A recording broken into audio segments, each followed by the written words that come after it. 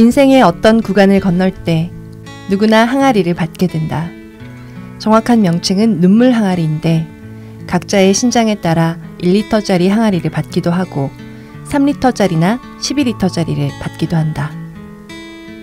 눈물 항아리는 눈에 보이지 않으며 마음속에만 존재하는데 그 안에 든 눈물을 다 쏟을 때까지 슬픔과 고통은 지속된다. 그것은 일종의 숙제 같은 것이다. 그래서 슬픔에서 벗어나려고 숙제를 하듯 매일 눈물을 쏟았다. 매번 1리터짜리 항아리만 상대하던 내가 12리터짜리 대형 눈물 항아리를 받았다. 이 책은 12리터짜리 항아리 안에 든 눈물을 비우던 나날들의 일기들이다. 흩어져 있던 일기를 책으로 엮으며 찬찬히 읽었다. 항아리 바닥에 남아있던 눈물은 일기의 햇살을 받고 증발했다. 즐거운 일기든 아픈 일기든 일기는 나로 하여금 시간을 건너게 한다. 앞으로도 그러할 것이란 예감이 들었다. 안녕하세요. 들어는 봤지만 읽지는 못한 당신을 위한 다독다독 책장을 열겠습니다. 안녕하세요. 안녕하세요. 네. 네.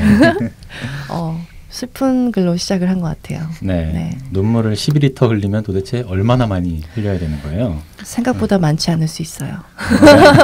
근데 12리터를 흘리기 위해서는 물을 또 그만큼 먹어야 되잖아요. 생수 가격이 얼마큼 될까? 뭐 그런 생각도 들기도 하는데.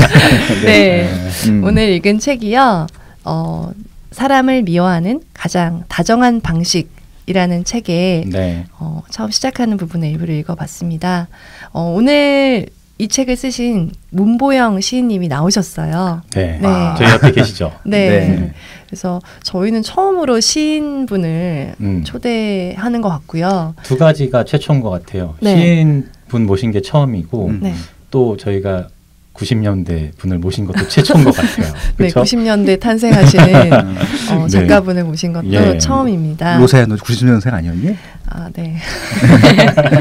내가 했으면 시끄러워. 점점점. 네, 그럼 제가 문보영 작가님의 네. 소개할 글을 또 썼는데요. 네. 네, 한번 소개해 드리겠습니다. 네. 좀 길게 썼으니까 기다려 주세요. 네. 얼마나 길길래 예고를 하는 거예요? 시가 뭐라고 생각하느냐고 묻기에 시리가 켜졌어. 이거 어떡하 진짜. 시리 어떻게 끄는 거지? 다시 할게요. 네. 시가 뭐라고 생각하느냐고 묻기에 시는 사람을 미워하는 가장 다정한 방식인 것 같다고 말한 시인입니다. 시에게 시를 달라고 떼쓰지 않고 시를 움켜쥐지 않고 풀어주며 계속해서 시를 쓰고 싶다고 한 시인은 92년 제주도에서 태어났습니다.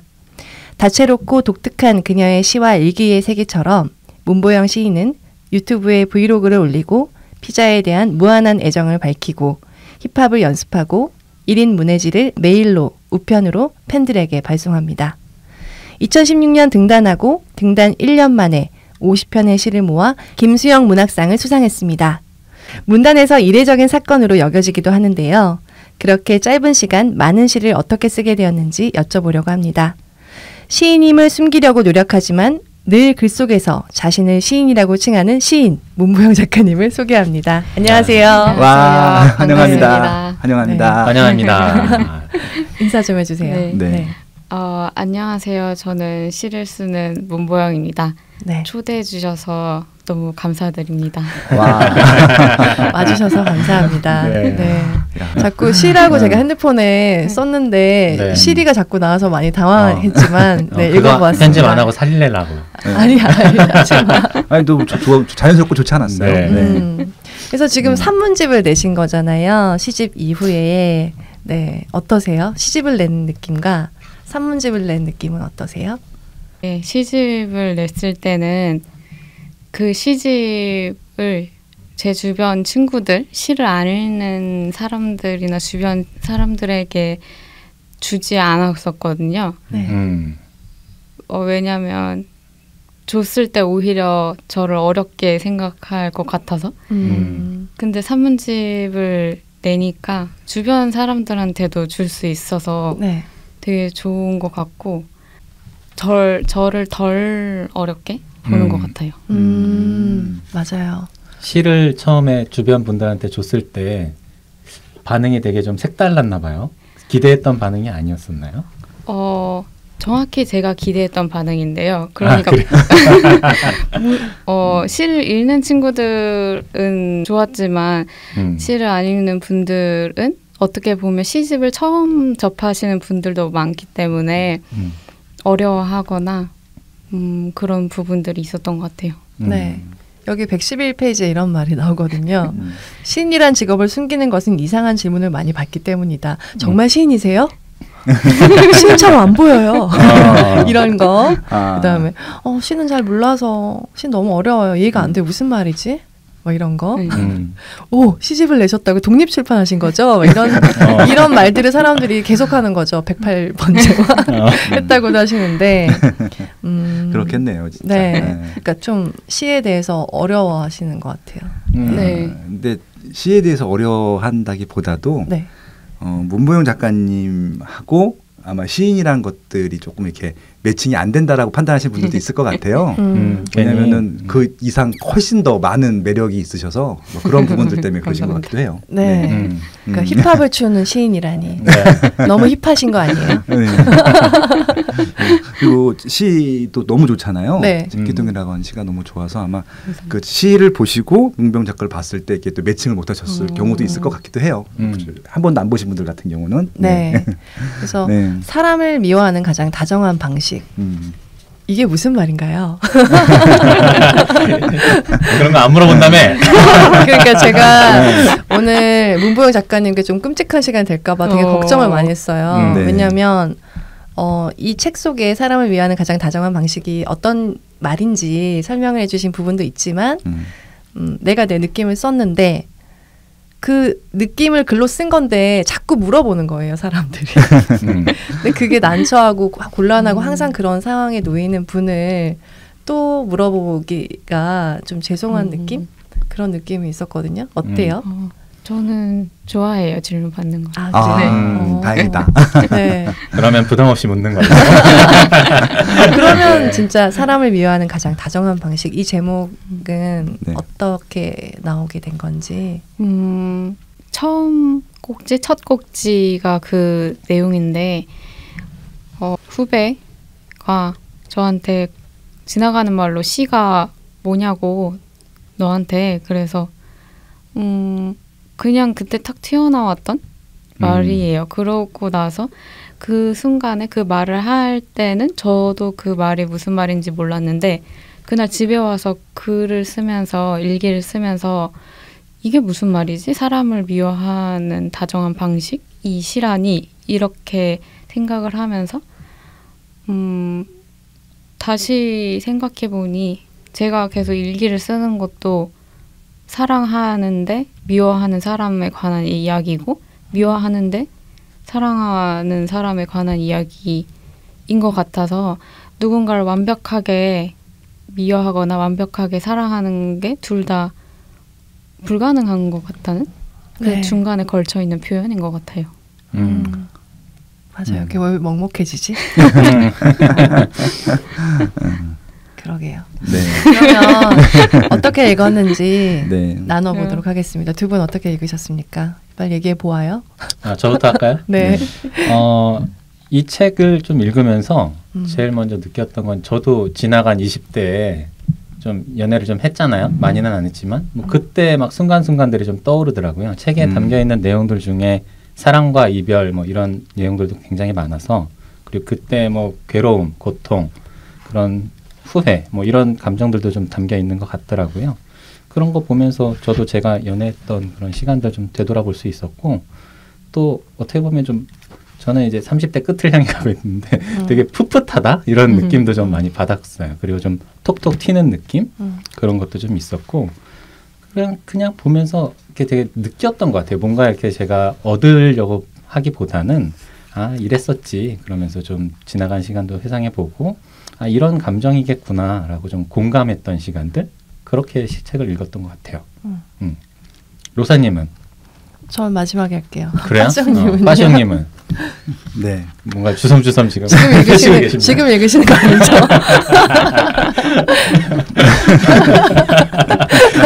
네. 이게 좋았던 문구들을 좀 체크를 해놔서 네. 이제 그 부분을 읽을까 했는데 그건 아까 이제 본문 읽을 때 나눠보면 좋을 것 같고요. 네.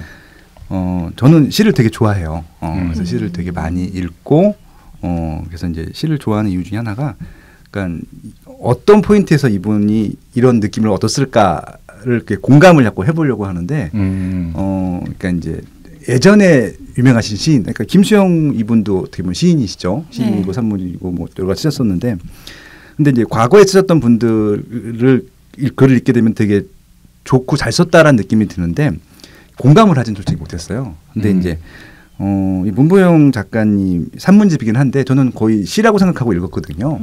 그러니까 이제 그런 이제 아주 미세한 그 감수성 그런 것들이 있어요. 그러니까 이게 좀 아까 로사님께서도 말씀하셨지만 이게 자꾸 이제 어떻게 보면 질문하기도 겁이 나는 거예요. 왜냐면 이게 또 깨질까봐, 또 상처받을까봐. 맞아요. 너무 예쁘고 이제 저는 유리구슬 이런 거 되게 좋아하는데 유리구슬 좋아하는 게 흠집이 하나도 없잖아요. 막.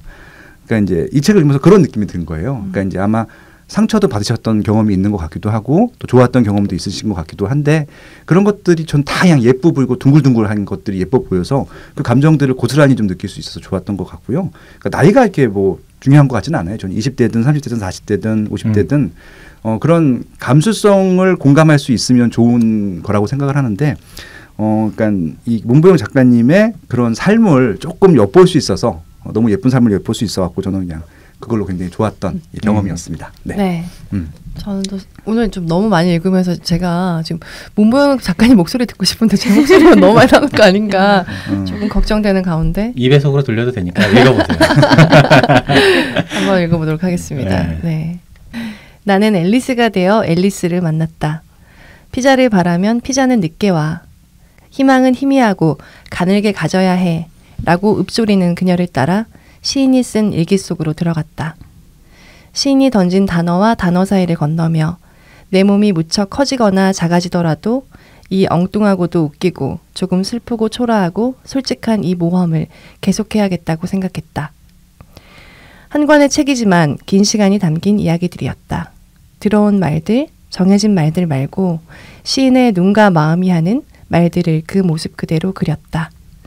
나는 시인의 말투처럼 내 일상을 바라보기도 했다. 그리고는 시인을 참 안아주고 싶다고 생각했다. 왜 이러지? 왜 또 눈물 나려고 그래? 잠깐만. 나는 시인의 말투처럼 내 일상을 바라보기도 했다. 그리고는 시인을 참 안아주고 싶다고도 생각했다. 시를 밀어내지만 아침을 먹듯 시를 쓰는 시인을, 유튜브에 올릴 어느 시인의 브이로그 속에 자막을 쳐넣으며 키득거릴 시인을, 도서관에서 마주 앉았던 사람들이 어디로 사라지는지 의아해하는 시인을 말이다. 이렇게 써봤어요. 네, 너무 좋네요. 감사합니다. 이게 좀 너무 감성적인 것 같아요. 이게 좀 너무 또 내용에 푹 빠져서 그런 것 같아요. 문보영 시인님 산문 책 읽고 저런 반응 보인 분 있어요? 아니요, 오신 분 처음이에요. 오신 분 처음이시죠? 감사합니다. 요즘에 좀 제가 너무 이성적이고 좀 실용적인 책들을 많이. 난 왜 이러지? 잠깐만. 그냥 그렇게 해 괜찮아. 울면서 해도 돼. 울면서 하세요. 나 좋다 야 또. 항아리가 항아리가 왜 이래? 뭐 멘트 항아리를 시작할까? 저 요즘 게 슬픈 일 있거나 그런 건 없었거든요. 다행이에요. 뭐 그래도 이렇게 건들 수 있는 거죠. 어떤 대목이 갑자기 확 꽂혀서 그게 또 내 감성을 건들면 이게 주체 못할 때가 있어요. 그럴 수 있죠. 어떡하지 편집을? 편집 안 할 거야. 네. 그러니까 좀 감성을 바로 들어오니까 약간 무장해제 당했다는 느낌을 많이 받았어요. 저는. 좀 날 것에 그런. 근데 뭐 비슷한 경험이 있어서 아니면은 뭐 꽂히는 문구가 있어서 뭐 어떤 것 때문에? 저한테 말 걸지 마세요. 그러면 노사님이 질문을 해요. 네, 저희 평 들어보시고 어떠셨는지. 일단 너무 좋고요. 또 항아리를 빌려드려야겠네요. 저도 너무 감동받아서 눈물이 글썽거리게 되네요. 이렇게 막 누군가가 본인이 쓴 시나 책의 산문 내용을 읽고서 바로 즉흥적으로 피드백 해주는 경험이 있으셨어요? 혹시 과거에? 글쎄요. 낭독회 하거나 그럴 때는 있었긴 했는데 네네. 이렇게 가까운 곳에서 눈물을 흘리시는 막 쳐다보면서 눈물면서 막 이렇게. 제 마음 나도 모르겠어요. 그렇죠. 네. 근데 저는 되게 궁금했던 게 낭독회는 어떻게 하나요? 네. 낭독회는 주로 시 같은 경우에는 가서 시집을 낭독을 하고 독자분들이 읽어주시기도 하고 또 제가 준비한 자료들 제가 좋아하는 소설이나 시의 구절이나 그런 것들을 가져가서 말씀드리고 또 질문 받고 대화하는 그런 시간을 갖습니다. 그러면 본인의 시를 가지고? 제 시를 읽기는 하는데 쑥스러워서 보통 다른 분들의 시나 소설을 제가 발췌를 해서 나눠드려요. 그래서 가서 읽고 또 그분들께 어떤지 여쭤보기도 하고 그렇습니다. 저는 이제 시하고 산문의 가장 큰 에세이의 가장 큰 차이가 그러니까 시는 좀 함축적이고 이렇게 좀 삭제된 것도 많고 그것들을 응축하기도 하고 그렇지 않아 그래서 좀 어려워 보이기도 하고 좀 아까 이제 그런 오해가 생기기도 하는 그런 것 같은데 그거를 좀 알기 쉽게 푼 게 저는 산문이라고 생각을 하거든요. 그래서 이제 산문 같은 경우는 서에 이제 오해의 소지가 별로 없는데 시 같은 경우는 작가의 의도하고 이게 읽으시는 분들이 생각하고 좀 다르게 이해가 될 때도 있을 것 같아요. 그런 경우도 있나요? 네, 많은 것 같아요.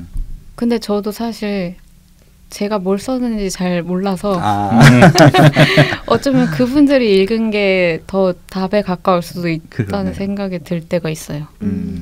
그러네. 책을 이제 작가분이 쓰시긴 하는데 이제 받아들이는 분들이 처한 상황이나 어떤 책을 읽을 때 감정 때문에 다 좀 다르게 받아들이게 되긴 하잖아요. 네. 근데 뭐 이런 시나 특히 산문 같은 경우는 더 이제 자기 모습을 좀 대입해서 보다 보니까 로사님처럼 항아리가 깨지기도 하고 줄줄 흘렀네. 그런 거 근데 그런 게 진짜 더 좋은 작품인 것 같아요. 네. 해자가 되고 다른 또 이렇게 변주도 되고 더 많은 해석이 되고 그러면 아마 작가 입장에서 되게 뿌듯할 것 같아요. 맞나요? 네, 맞아요. 작가님의 어법이 되게 반어적이랄까? 되게 역설적이기도 하고 엉뚱하기도 하고 종잡을 수 없다는 느낌 때문에 되게 재밌다는 느낌을 많이 받았는데 네. 그래서 저는 이제 작가님 나오실 때마다 좀 연구를 나름대로 많이 하는 편인데 그 팟캐스트에 나온 적이 있으시더라고요. 그래서 김수영 문학상을 받을 때 그냥 기분이 좋기만 했다. 그렇게 말씀하시는 거 들었는데 이제 우리 그런 상을 받은 작가님이시다. 이런 걸 또 널리 알리기 위해서 어떠셨는지 어떻게 1년 만에 굉장히 많은 시를 쓰게 돼서 또 그렇게 상까지 받게 된 그런 이야기도 좀 듣고 싶거든요. 네.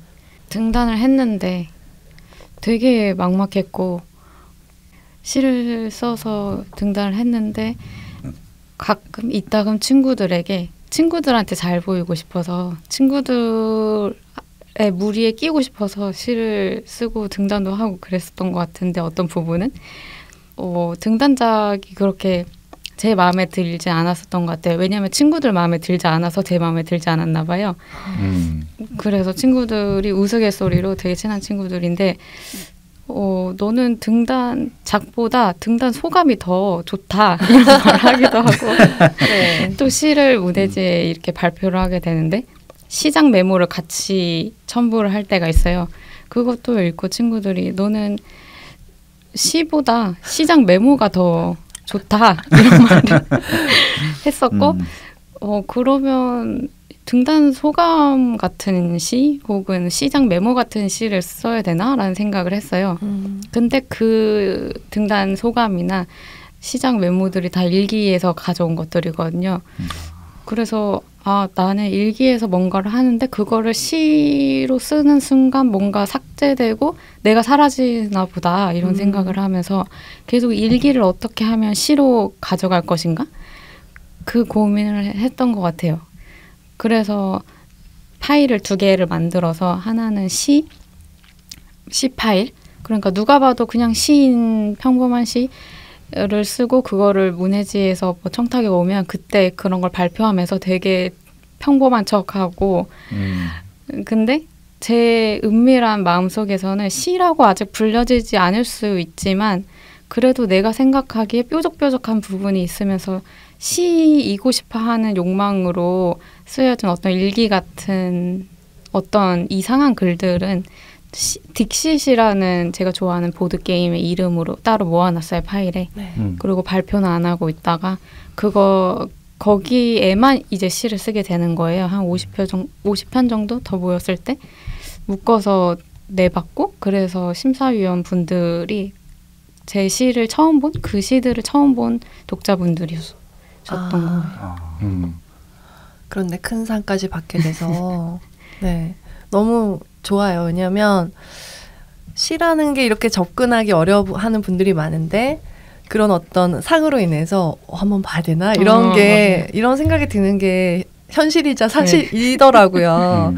그래서 이렇게 계속 시인으로 살아갈 수 있게 어떤 큰 네, 방도를 마련해 줄 것 같아서 되게 다행이고 고맙다는 생각이 들더라고요.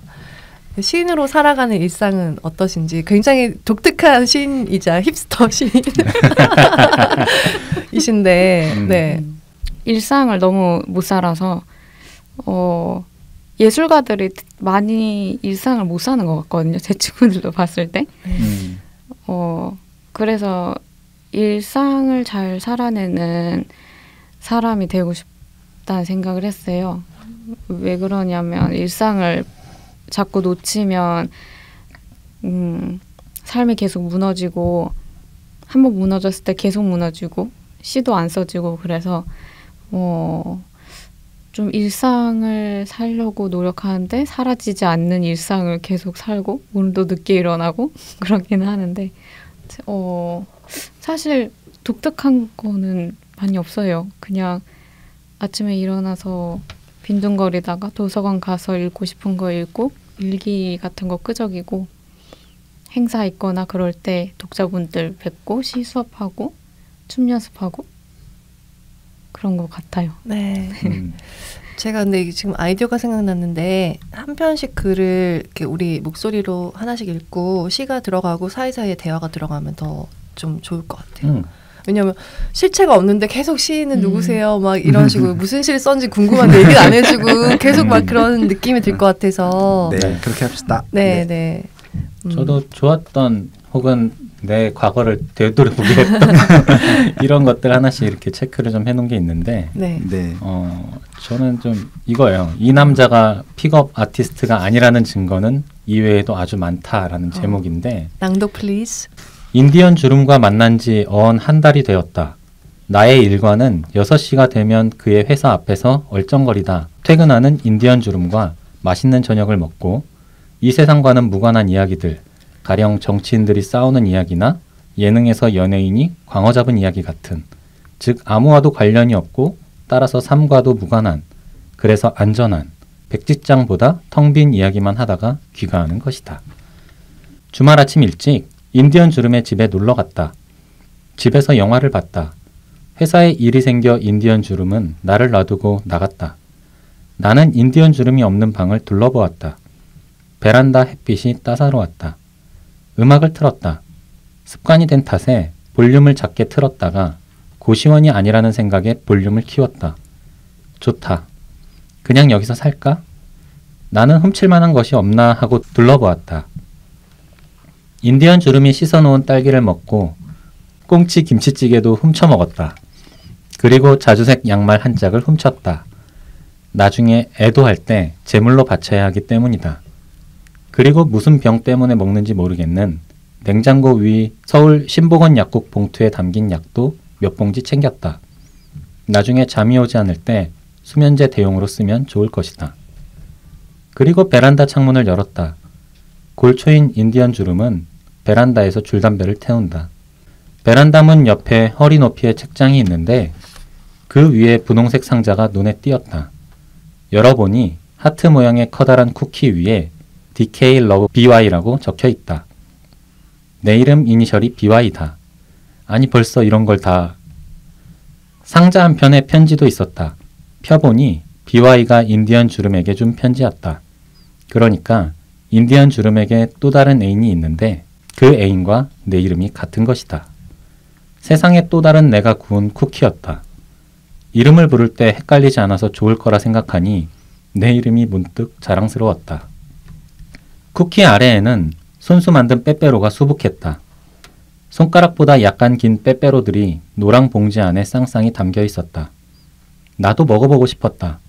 그래서 쿠키와 빼빼로 몇 개를 가방에 넣었다. 물메기와 인력거에게 줄 쿠키도 챙겼다. 뻔질나게 베란다를 드나드는 사이 그곳에 있다는 사실을 망각할 만큼 너무 익숙해진 무엇. 어느 순간부터 인디언 주름의 눈에 분홍색 상자가 보이지 않았을 것이다. 너무 한자리에 있어서 더는 눈에 보이지 않게 되는 물건이 있다. 다른 애인을 집에 들일 때 숨기는 것조차 까먹게 된 그런 선물. 사랑하는 사람이 준 분홍색 상자를 베란다에 두는 인간이 되지 말아야지. 네, 이런 내용이에요. 근데 저는 여기서 몇몇 포인트들을 보면서 좀 피식피식 웃기도 하고 또 몇몇 포인트에서는 내 과거가 떠올라서 좀 반성하게도 됐는데 뭔 짓을 저질렀던 여기 그 상자 있잖아요. 상자. 네.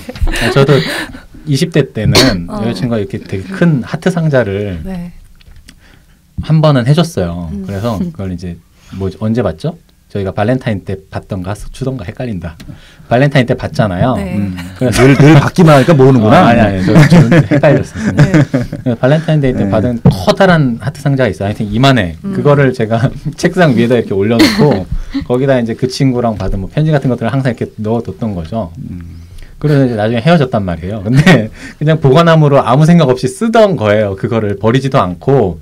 그러니까 딱 요 모습이었어. 어느 순간 거기 있는 게 너무 당연했고 누가 줬는지 내 머릿속에 인식조차 없었는데 그걸 이제 새롭게 사귄 분이 본 거죠. 판도라의 상자 열려. 아주 그냥 난리가 난 거죠. 네, 그랬던 기억들이 좀 떠올라서 이 내용을 보면서 정말 정말 그때 그랬었지. 그리고 또 하나는 요즘은 이제 그런 물질적인 것보다도 SNS가 문제예요. 이렇게 한창 좋을 때는 막 서로 막 좋은 데 가서 재밌는 거 하면서 사진 찍어서 다 올리잖아요. 그러면 이제 그 만남이 끝났으면 그런 것들을 깨끗하게 지워야 되는데 이게 있었나조차 생각 안 날 정도로 오래전 과거에 사진이 있었던 거예요. 근데 그거를 못 지우고 또 그건 이제 현재 아내분께서 보신 거죠. 네, 아무튼 좀 힘들었던 과거가 좀 떠올라서 이 책을 보면서 그런 생각들이 좀 나더라고요. 저는 그 한 고아원에서 다른 고아원으로 짐을 싸서 옮기는 기분이다. 그 문장이 되게 좋죠. 그 심정이 너무 느껴져서. 그러니까 이런 것도 되게 이게 사실 되게 글로 써 놓으니까 그래 짧은 한 문장이니까 별거 아니게 그냥 한번 쓱 읽고 넘어갈 수 있는데 이 의미를 좀 이렇게 곱씹어 보면 고아원에서 고아원을 넘어간다는 게 굉장히 쉽지 않은 일이고 어떻게 보면 되게 마음속에 얼마나 큰 아픔 또는 버려진 느낌 뭐 이런 것들을 좀 갖고 함축적으로 쓴 걸 거잖아요. 네. 좀 곱씹으면 항아리 깨지니까 그냥 저는 가볍게 읽었어요. 그럼 이제 이런 진짜 새로운 애인이 생길 때마다 한 고아원에서 다른 고아원을 옮겨가는 기분으로 짐을 싼다. 이런 문구들은 이게 이 한 산문을 쓸 때 1페이지로 쭉 쓰시는 거예요? 아니면 퇴고를 하고 또 이렇게 좋은 문구를 삽입하기도 하고 이렇게 작업을 하시나요?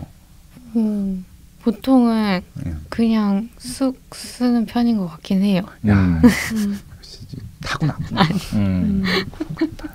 DNA가 다른 거야 우리랑. 빠쇼님은 어느 부분이 좋았어요? 체크해 주신 부분 한번 읽어주세요. 그 애인을 부잣집에 입양 보내고 싶을 때. 다 근데 다 애인 얘기 좋아하시네요 진짜. 근데 표현 방법이 너무 진짜 뭐랄까 너무 좋았어요. 내가 사랑했던 사람은 모두 초라했다.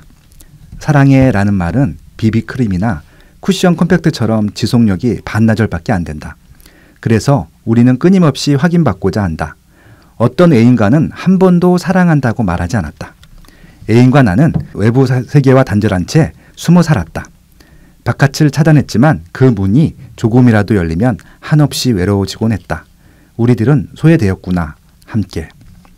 애인은 아팠다. 종일 침대에 누워 있었다. 살고 싶어 했다. 애인이 자전거를 타려고 무릎 보호대를 착용하는 모습만 보아도 서럽고 홍합 껍데기를 까는 도톰한 손등만 보아도 안타까웠다. 자면서 듣는 발톱 깎는 소리도 슬펐다. 오직 잘 때만 무세해 보이는 애인. 애인은 종일 멍하니 침대에 누워 지냈다. 뭐해? 나를 미워하는 시간을 보내고 있어. 무슨 뜻이야? 충전 중이라는 뜻이야. 나는 애인을 부잣집에 입양 보내고 싶었다. 애인이 자주 가는 카페가 있었다. 여주인이 운영하는 작은 카페였다. 카페 사장이 애인에게 어떤 사람을 죽이고 싶을 만큼 미워한 적이 있느냐고 물었다. 애인은 그런 적이 없었다. 대신 그 질문에 그 질문 내 여자친구도 똑같이 했었는데 라고 말했다. 집에 와서는 내게 자신은 대화 능력이 부족한 것 같다며 가책했다. 어느 날 A는 카페 사장에게 해외 문학 전집을 30권쯤 빌려주었다. 그 책은 카페 서가에 꽂히게 되었다. 나도 아끼는 것이어서 상의 없이 책을 넘긴 것이 슬펐는데 그것보다 애인이 드디어 내가 아닌 다른 사람과도 말을 나누고 누군가의 눈치도 보고 그 사람의 기분을 살피는 여유, 그리고 누군가에게 도움이 되고 싶어하는 욕망을 가지게 되었다고 생각하니 기특하고 대견했다. 나는 도망가고 싶었나 보다. 아픈 애인에게서 누가 나를 이 시궁창에서 꺼내줬으면 좋겠다고 생각했던 것 같다. 나는 나에게서도 달아났다. 상습적으로 꿈에서도 현실에서도 나도 애인도 해변에 쓸려온 미역줄기처럼 쓸리는 대로 살았다. 당시 일기에는 뜨거운 물에 넣은 각설탕처럼 어떤 사랑을 순식간에 사라지기도 하는 거야 라고 적혀 있다. 무슨 맥락에서 쓴 문장인지 기억나지 않는다. 나는 애인을 떠났고 고시원으로 들어갔다. 층계참에 신발장이 있었다. 운동화에 누가 자꾸 과자나 사탕을 두고 도망가곤 했다. 사탕에서 발 냄새가 났다. 아니 로맨틱하게 다시 말해보자. 발에서 사탕 냄새가 났다. 신발은 사탕을 담는 사탕 상자구나. 신발은 사랑이야. 나는 생각했다. 고시원에서 지내는 동안 많이 아팠다. 그래도 슬픔으로 대우받길 바랬다. 고통의 무가치를 견디는 쪽이 고통의 의미를 부여하는 것보다 강하고 정직한 길이라고 믿었다. 고시원에서 같은 꿈을 반복해서 꾸었다. 다리를 다친 코알라가 삼나무 아래 앉아있는 꿈이었다. 새벽에 일어나 일기장을 펼쳤다. 해몽. 거진 다 사랑해 간다. 조금만 더 사랑하면 이 사랑도 끝날 것이다. 이상한 해몽을 일기장에 끼적이고 다시 잠들었다. 되게 용기 있는 분인 것 같아요. 그러니까 뭐냐면 아픔을 그대로 다 느끼려고 애쓰는 느낌? 다들 좀 피하려고 하고, 근데 이 산문에도 나오지만 다른 부분에서도 슬픔, 아픔을 그대로 다 느끼고 지나가려고 하는 모습을 많이 보였거든요. 왜 그러시는 거예요? 좀 피해보려고 하면은 좋잖아요. 그러게요. 지금 생각해보니 그때는 지혈하듯이 책을 읽거나 시를 쓰거나 글을 썼거든요. 힘들 때. 그래야지 조금이라도 숨을 쉴 수 있어서. 근데 지금 생각해보면 그냥 약간 얼렁뚱땅 이렇게 지나가도 될 것을 굳이 글로 써서 더 처절하게 느끼고 갔던 것 같아요. 그래서 마사지를 심하게 받는, 슬픔한테 마사지를 심하게 받은 기분? 지금은? 그때는 그게 저를 좀 덜 힘들게 한다고 생각했는데 지금 돌이켜보면 더 힘들고 더 자세하게 느꼈구나 이런 생각이 드는 것 같긴 해요. 어쩌면 쓰고 싶어서 그런 건 아니었나요? 쓰고 싶어서요? 그러니까 작가분들은 어떤 일상적이지 않은 비일상적인 상황에 놓이면 약간 반가워하면서 이 감정 이거 잡아야 돼 뭐 이런 느낌은 또 아니었을까? 이런 생각도 들어요. 할 수 있는 게 그 시간을 건너거나 견뎌내는 게 글밖에 없어서 어쩔 수 없게 썼긴 해요. 근데 그때도 글을 좀 못 써도 상관이 없으니까 안 아파도 좋다 이런 생각은 계속 했던 것 같아요. 지금도. 그렇구나. 그게 좀 이제 속세에 좀 이렇게 좀 물이 들어야지 네. 김영하 작가처럼 일부러 경험을 하는 거죠. 이제 작품을 쓰려고. 근데 이제 이러면서 일부러 이제 새로운 것들이 필요하니까. 네. 근데 이제 이 문보용 작가님 같은 경우는 진짜 힘드셨던 것 같아요. 힘드셨던 것 같고요. 그런 느낌들이 그냥 고스란히 느껴져서 좋았고요. 그래서 나는 도망가고 싶었나 보다 그 문구를 읽는데, 그러니까 처음에 읽을 때도 여기서 좀 핑 하더라고요. 그래서 힘들었구나 진짜 그런 느낌이 들었어요. 그리고 되게 솔직한 용기, 네. 용기 있는 분이셨어요. 우리가 시간이 조금 이제 돼서 우리 문보영 작가님이 오늘 읽어주시고 싶은 글을 들으면서 마무리를 1부를 하는 게 어떨까요? 행복은 손목이 너무 가늘어서 수갑이 빠져버렸다라는 꼭지를 부분을 읽어볼게요. 네. 제가 읽으려고 했던 부분. 아 정말요? 대박. 다른 거 읽을까요? 아니. 네. 찌찌뽕이어가지고요. 네. 확실하다니 확실 때문에 확신이라는 단어가 떠오르고 확신하니 믿음이 떠오르고 믿음하니 믿음 저글링이 떠오른다. 확실하지 않은 것을 확실하다고 생각하기 위해서는 노력이 필요하겠지. 사랑은 확실할 수가 없으니까 사실의 영역이 될 수 없고 그래서 계속해서 믿어줘야 하고 믿음을 당해야 하고 믿음을 던지고 믿음에 맞고 믿음으로 저글링하고 믿음과 뒹굴어야 한다. 그래서 모든 믿음은 노동인지도 모른다. 그런데 체력이 안 되는걸? 물매기와 나는 베이커리로 들어갔다. 얼그레이 재미있었다. 언제 한번 맛보고는 베이커리에 갈 때마다 찾았는데 번번이 찾지 못한 것이다. 얼그레이 잼 때문에 문득 행복했다. 너무 오랜만에 찾아오셔서 행복인지 못 알아뵀다. 그래서 악수를 하려고 했는데 웬일인지 내 악수를 받아주셨다. 그래서 악수를 한 김에 내 오른손과 행복의 왼손을 수갑으로 채웠다. 같이 걸었다. 그런데 어느덧 혼자 걷고 있었다. 행복은 손목이 너무 가늘어서 수갑이 빠져버렸기 때문이다. 네. 행복이가 왜 그랬을까? 되게 이렇게 문학적인 상상력을 자극하는 문장이었다고 생각했어요. 예. 혹시 그 힙합 있잖아요. 그 네. 랩 이런 거 가사 쓰신 적이 있으세요? 가사를 이번에 제가 1인 문해지를 시작했는데 5만 가지 문보영이라는 거기에 2편의 가사를 실었어요. 그럼 이렇게 노래로 나온 거예요 지금? 그렇지 않죠. 가사를 팔려고 네, 곡을 붙이면 되는 거군요. 네. 아니 이거 문구인데 확실하다니 있잖아요. 네. 쇼미더머니 이런 거 좋아하세요? 네, 좋아합니다. 이건 지금 랩이거든요. 확실하다니 확실 때문에 확신하고 확신 하나면 믿음이 또 이런 거잖아요 지금. 그러니까 이게 굉장히 딱 이게 문구가 이게 라임이잖아요. 라임이 딱 맞아가지고. 제가 되게 좋아하거든요. 우리 아들이 워낙 그 좋아해서 쇼미더머니랑 고딩 래퍼 좋아해갖고 거의 왕팬인데 갑자기 노래를 부르고 싶은 거예요. 듣는데 다시 한번 해주세요. 제대로 다시 한번 해주세요. 한번 해보세요. 아니요 또 하면 재미없어요. 또 하면 재미없을까? 쑥스러워서 원래 작가들은 쑥스러움이 많아요. 아 좋다. 진짜 다시 듣고 말씀 듣고 보니까 좀 그런 것 같기도 하네요.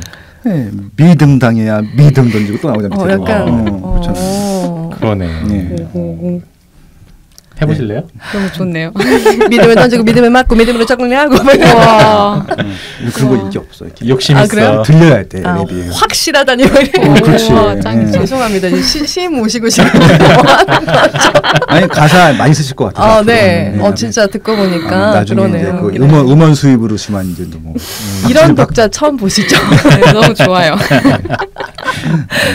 나중에 혹시 이렇게 작사 작곡 이렇게 문보영 이런 날이 오게 되기를 꼭 바라면서. 근데 진짜 괜찮을 것 같은데요. 네, 우리 작가님이랑 얘기하니까 너무 즐겁네요. 네. 그러면 2부에서도 또 계속 문보영 작가님의 사람을 미워하는 가장 다정한 방식 이어가도록 하고요. 네. 다음 주 책 뭔가요? 네. 다음 주 책은요. 한근태 선생님이 직접 출연을 하시는데요. 와, 예. 네. 고수와의 대화, 생산성을 말하다라는 책을 다루도록 하겠습니다. 생산성에 대해서 고민하시는 분 많을 것 같아요. 어떻게 하면 더 효율적으로 또 단순하게 살 수 있는지에 대한 이야기를 함께 나눠보도록 하겠습니다. 기대 많이 부탁드립니다. 진짜 책 생산성에 있어서는 거의 1등 아니세요? 네. 거의 뭐 원래 저희가 그 2월 때에 나온 역설을 하려고 했었잖아요. 근데 그 준비하고 있는 동안에 책을 또 내신 거야. 네, 그리고 또 나온다고 합니다. 네. 아주 생산성이 아주 좋으신 선생님이세요. 네. 네. 다음 주에는 한근태 선생님 모시고 고수에 대화 생산성을 말하다 하기로 하고 또 2부에서 문보영 작가님과 사람을 미워하는 가장 다정한 방식 이어가겠습니다. 네, 확실하게. 확실하게. 확실하다니. 그렇습니다. 감사합니다. 감사합니다.